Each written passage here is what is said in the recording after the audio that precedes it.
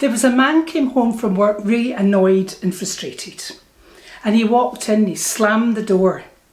And his young son came up to him and said, "Daddy, how much do you earn an hour?" And the guy went absolutely crazy. "How dare you ask your father how much money I earn?" And the little boy asked again, "How much money do you earn an hour, Daddy?" And then he asked a third time, and the father just lost it and said, "Get to your room. I'm not here to answer questions about how much money I earn to my son." And then he sat for about an hour and thought, I was a bit tough with my son. So he went to his son's room, he knocked on the door, and he said, "Why do you want to know how much I earn?"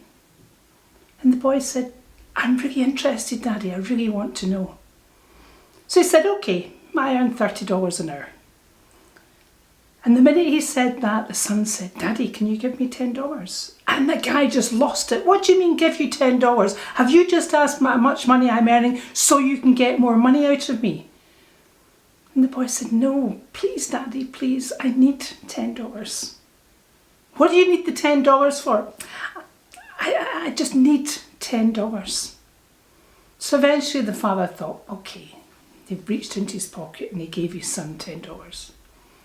And the little boy went to a box at the side of his bed, opened the box and took out some crumpled notes and flattened them all out and counted them. And the father just lost it. "Do you mean to say you've been asking me for money and you've got money there already? I'm working hard for my money. You're doing nothing to buy toys. You just want us to buy toys or useless things or just squander the money." And at that moment, the little boy just looked at his dad and a big smile came to his face. He went, "Daddy, Daddy, Daddy, I've got $30.